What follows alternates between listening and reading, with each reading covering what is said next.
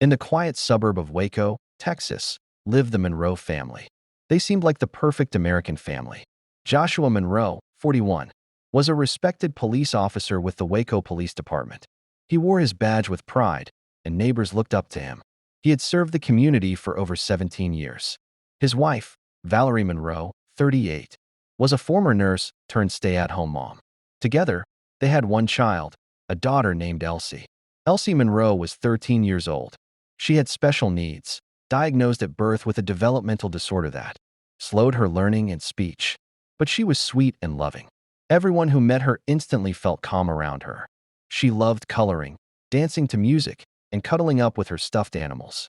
Valerie was fiercely protective of her, often saying that God gave her Elsie for a reason. The family lived in a two-story, red brick house on Cottonwood Lane. Every morning, Joshua left for work in his crisp uniform. Valerie would take Elsie to therapy or speech class, then return home to cook and clean. Everything seemed normal, but Valerie had begun noticing little changes. Joshua was more distant. He didn't kiss her like before. Sometimes, she would walk into a room, and he'd quickly close his phone or adjust his posture. He no longer prayed before meals, something he always used to do. She tried to convince herself it was just stress. Maybe work was getting to him. Maybe he was tired. Maybe he just needed space. Then there were the nights. Sometimes Joshua stayed late at work, claiming he had to fill out reports. Other nights, he slept in the guest room, saying he had back pain and the main bed was too soft. Valerie didn't argue. She just watched. One day in early March, Valerie came home early from church, hoping to surprise her husband and daughter with a batch of warm cinnamon rolls. But when she stepped into the house, something felt wrong. The house was quiet, too quiet. She set the tray down and walked slowly down the hallway. Elsie's room was slightly open, and she heard whispers. Her heart began to pound.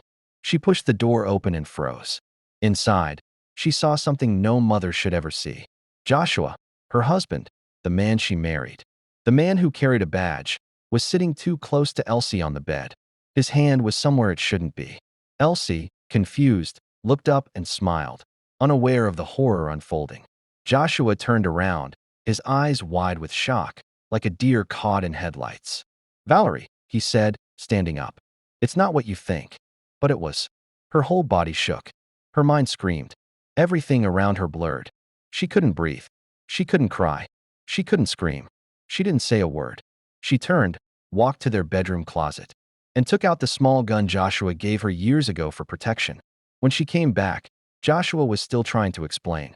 "Valerie, listen to me." She raised the gun. Her hands weren't trembling anymore. Her voice was cold and clear. "You don't deserve to live." 2 shots. One to his chest. One to his head. He collapsed instantly. Then she turned to Elsie. Sweet, innocent Elsie, who looked up at her mother and said, "Mommy." Valerie broke. She walked over, hugged her daughter tightly, and whispered, "I'm so sorry. You won't feel pain anymore." One final shot. The house on Cottonwood Lane was silent again. But this time, it stayed that way. The gun fell from Valerie's hand and hit the floor with a dull thud. Her ears were ringing. The silence in the house was heavier than any silence she had ever known. Elsie's body lay limp in her arms, her small face still peaceful, almost as if she were sleeping. Valerie sat on the edge of the bed, staring at the wall. For a few minutes, she didn't move. She couldn't move. Then the weight of what she had done hit her. The man she once loved, gone. The daughter she lived for, gone. Her whole life, destroyed in seconds. Valerie didn't cry. Her tears had run dry. Her hands were stained with blood, and her white blouse was soaked with it. She stood up slowly, walked to the kitchen, and picked up the house phone with shaky fingers. She didn't dial 911 right away. Instead, she stared at the keypad, thinking about what she would say. Would they understand? Would anyone ever believe her? Would they call her crazy? Or would they call her a murderer? She finally pressed the numbers. 911. The line rang once, then a calm female voice answered. 911. What's your emergency? Valerie's voice cracked. I just shot my husband and daughter. There was a pause on the other end. Ma'am, can you repeat that? I shot them, she whispered. In my daughter's room. My husband, he was hurting her. I saw it. I stopped him. The dispatcher tried to stay calm. Okay, ma'am. Is anyone else in the house? No, Valerie said quietly. Just me and them. Are you armed? No. The gun is on the floor. What's your name, ma'am? Valerie. Valerie Monroe. Okay, Valerie, help is on the way. Please stay on the line. Can you step outside the house for your safety? Valerie looked down at her bloodied clothes. She walked slowly toward the front door, opened it, and sat on the porch. The air smelled like spring. A mockingbird chirped from the oak tree in the front yard. It was strange how the world outside still moved on. Within minutes, sirens filled the neighborhood. Police cars, an ambulance, and even a SWAT vehicle surrounded the home.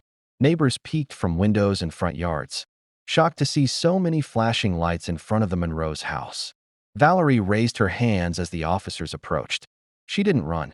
She didn't resist. She didn't say a word as they handcuffed her and led her away. Her face was pale, blank, like her soul had already left her body.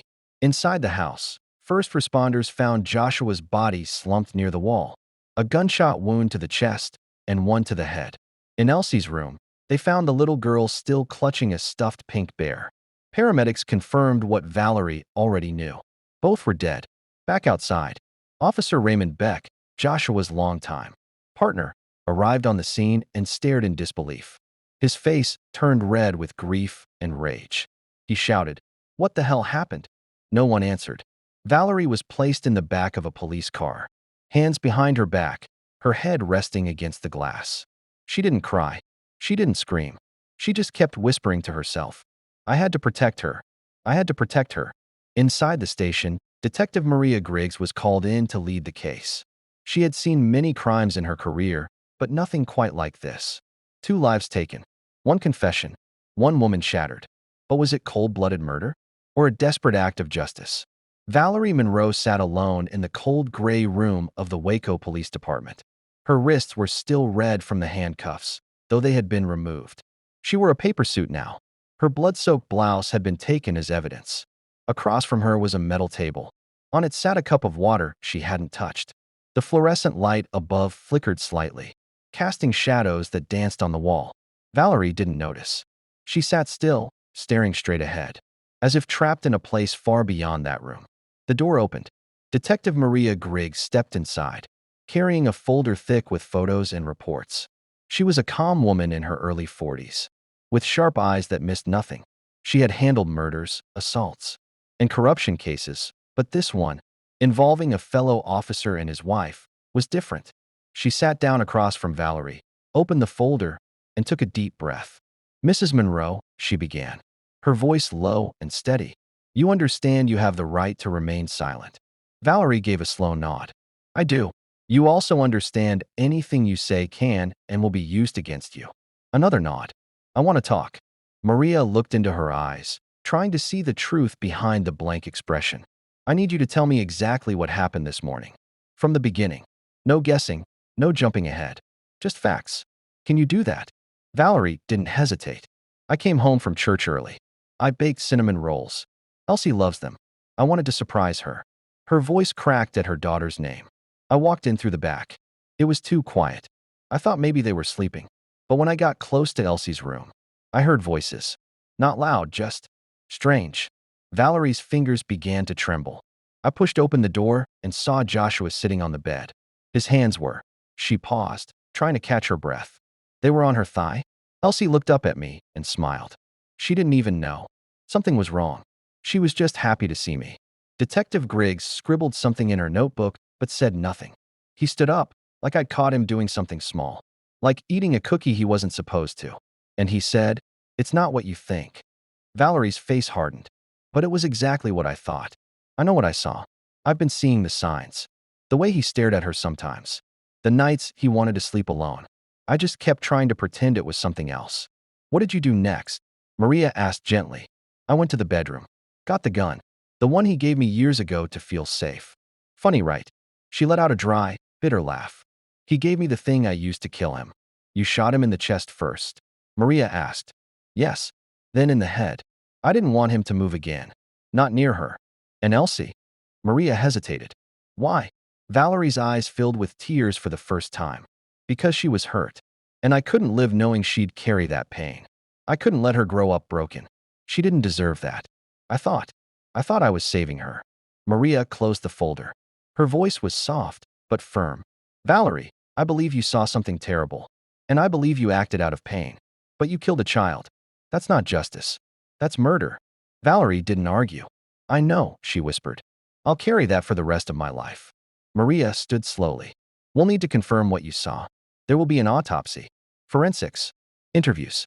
This won't be quick. But I'll get to the truth. Valerie lowered her head. I already told you the truth. I just wish I'd never had to. Outside the room, officers whispered. Some were stunned. Others angry. One rookie officer cried. Joshua had trained him. But everyone knew. Something was broken in that house long before the bullets were fired. Detective Maria Griggs had heard a lot of stories in her 20 years on the force. But this one wouldn't let her sleep. A wife kills her husband and daughter. She says it was to protect the girl. Claims the husband, a respected officer, was abusing their special needs child. It sounded impossible. And yet, Valerie Monroe hadn't flinched during questioning. She didn't beg, didn't try to defend herself. She simply told her story and accepted her fate. But Maria knew feelings weren't facts, so she needed proof. March 10th, 10:22 a.m. Crime scene investigation. Maria returned to the Monroe house with a team of forensic technicians. The house was still sealed off with yellow tape. Inside, it was quiet, except for the sound of cameras clicking and evidence bags rustling. They started with Elsie's room. It was painted soft pink with white curtains and shelves filled with toys and books. On her bed was a bloodstained blanket and the stuffed bear she was holding when she died. But Maria's eyes went to something else, a small camcorder on the nightstand. Did she record something? Maria asked. The forensics tech nodded. Looks like it's been used recently. Battery's full. Memory card's in. Maria took the device carefully. Send that in for immediate review. Next, they checked Joshua's body again. The 2 gunshots were clear. No sign of struggle. On his phone, they found several deleted text messages and web searches that raised red flags. Searches like, can you go to jail for touching your own child? How to delete text history permanently. Signs of sexual behavior in children. Maria felt sick to her stomach. She took a deep breath and moved on. March 11th, autopsy results. Dr. Eric Vasquez, the county coroner, called Maria into the morgue. His face was grim. I went over both bodies, he said. Joshua Monroe died instantly. But Elsie, there's more. Maria braced herself. There are signs of trauma. Old and new. Bruising in private areas. Tears and tissue that shouldn't be there. I'm sorry, detective, but what Valerie said. It wasn't a lie. Maria closed her eyes, holding back a wave of emotion. Are you sure? I've seen enough cases to know the difference between an accident and abuse. This girl, she'd been hurt. Repeatedly. What about the video camera? I haven't seen it, Vasquez replied. But if there's something on there, it might tell you more. March 12th, the tape. The SD card was reviewed in a secure room at the precinct.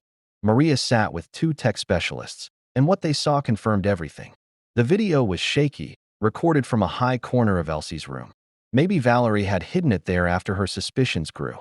Or maybe Elsie herself had pressed record by accident.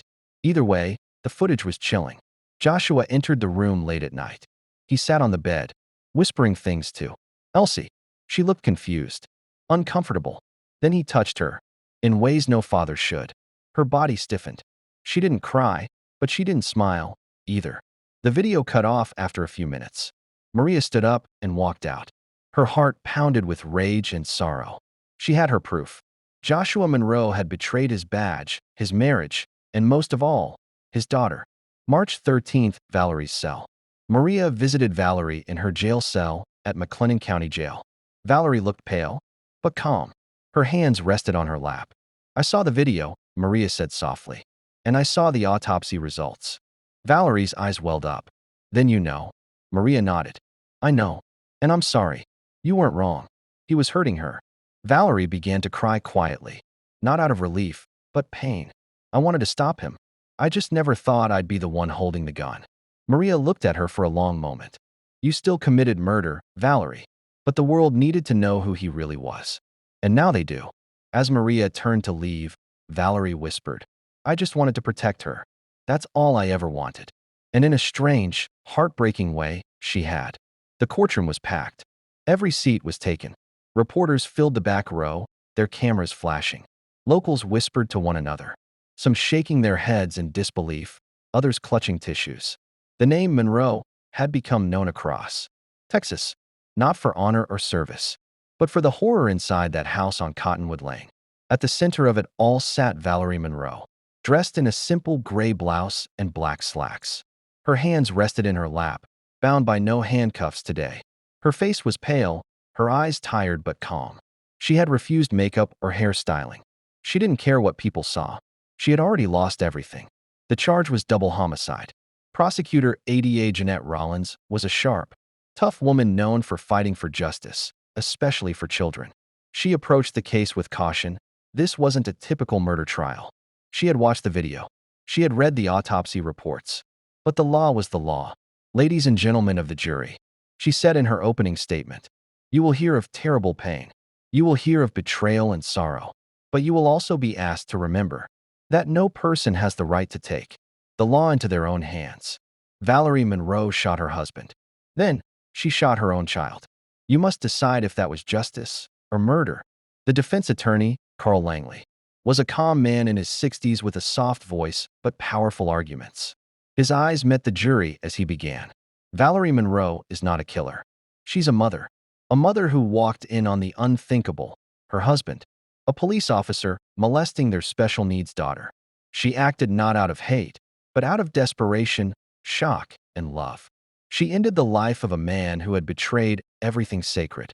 And in her broken state, she believed ending her daughter's pain was an act of mercy. I don't ask you to celebrate her actions. I ask you to understand them. The evidence. The prosecution showed photos of the crime scene. Blood, the gun, the bodies. They admitted the video existed but insisted. Even with that pain, there were other options. But the defense played the video for the court. You could hear people gasp. One juror cried. Even the judge looked down briefly. They then called Dr. Vasquez, the medical examiner. He confirmed Elsie Monroe was being abused. Over a period of time, there were signs of trauma, both physical and psychological. Maria Griggs, the lead detective, also testified. She stood firm. I believe Valerie acted out of horror and shock. And she had reason to believe her daughter had already suffered more than anyone ever should. Then Valerie herself was called. The courtroom grew quiet. You still committed murder, Valerie. But the world needed to know who he really was. And now they do. As Maria turned to leave, Valerie whispered, I just wanted to protect her. That's all I ever wanted. And in a strange, heartbreaking way, she had. The courtroom was packed. Every seat was taken. Reporters filled the back row, their cameras flashing. Locals whispered to one another, some shaking their heads in disbelief, others clutching tissues. The name Monroe had become known across Texas, not for honor or service, but for the horror inside that house on Cottonwood Lane. At the center of it all sat Valerie Monroe, dressed in a simple gray blouse and black slacks. Her hands rested in her lap, bound by no handcuffs today. Her face was pale, her eyes tired but calm. She had refused makeup or hairstyling. She didn't care what people saw. She had already lost everything. The charge was double homicide. Prosecutor Ada Jeanette Rollins was a sharp, tough woman known for fighting for justice, especially for children. She approached the case with caution. This wasn't a typical murder trial. She had watched the video. She had read the autopsy reports. But the law was the law. Ladies and gentlemen of the jury, she said in her opening statement, you will hear of terrible pain. You will hear of betrayal and sorrow. But you will also be asked to remember that no person has the right to take the law into their own hands. Valerie Monroe shot her husband. Then, she shot her own child. You must decide if that was justice or murder. The defense attorney, Carl Langley, was a calm man in his 60s with a soft voice but powerful arguments. His eyes met the jury as he began. Valerie Monroe is not a killer. She's a mother who walked in on the unthinkable. Her husband, a police officer, molesting their special needs daughter. She acted not out of hate, but out of desperation, shock, and love. She ended the life of a man who had betrayed everything sacred. And in her broken state, she believed ending her daughter's pain was an act of mercy. I don't ask you to celebrate her actions. I ask you to understand them. The evidence. The prosecution showed photos of the crime scene. Blood, the gun, the bodies. They admitted the video existed but insisted. Even with that pain, There were other options. But the defense played the video for the court. You could hear people gasp. One juror cried. Even the judge looked down briefly. They then called Dr. Vasquez, the medical examiner. He confirmed Elsie Monroe was being abused. Over a period of time, there were signs of trauma, both physical and psychological. Maria Griggs, the lead detective, also testified. She stood firm. I believe Valerie acted out of horror and shock. And she had reason to believe her daughter had already suffered more than anyone ever should. Then Valerie herself was called. The courtroom grew quiet. She stood, took the oath, and spoke with a trembling voice. I should have called the police. I know that. I wasn't thinking. I wasn't calm. I was a mother who saw her baby being hurt. And I broke. I didn't see a badge. I didn't see a husband. I saw a monster. And I ended it. What about Elsie? The prosecutor asked. Valerie's eyes filled with tears. She looked so confused, so innocent, and I just wanted her pain to stop. I know now it was wrong, but in that moment, I didn't see a future for her that didn't include scars. I thought I was helping. Silence followed her words. Closing arguments. The prosecutor reminded the jury, we cannot let emotion override justice. 2 people are dead, one of them a child. You must follow the law. The defense, on the other hand, said, this is not black and white. This is a human tragedy. Valerie Monroe needs help, not life in prison. The verdict. The jury deliberated for 2 days. On the 3rd morning, the courtroom held its breath. The foreperson stood. On the count of murder in the 1st degree for Joshua Monroe, we find the defendant not guilty. Whispers filled the room. On the count of murder in the 2nd degree for Elsie Monroe, we find the defendant guilty. Gasps. Then quiet.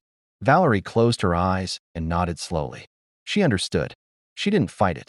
The judge sentenced her to 10 years in a mental health facility instead of prison, citing emotional trauma and severe psychological breakdown at the time of the killing. It wasn't freedom, but it wasn't a cage either. It was something in between, a place for a broken mother to try and heal. If such healing was even possible. Life moved on in Waco, but something in the town had changed. The house on Cottonwood Lane stayed empty for months. The for sale sign swayed in the wind, ignored by buyers who couldn't forget what happened inside. Neighbors mowed their lawns and walked their dogs. But the smiles were more guarded now. Children weren't allowed to play near the Monroe house. Everyone had a theory.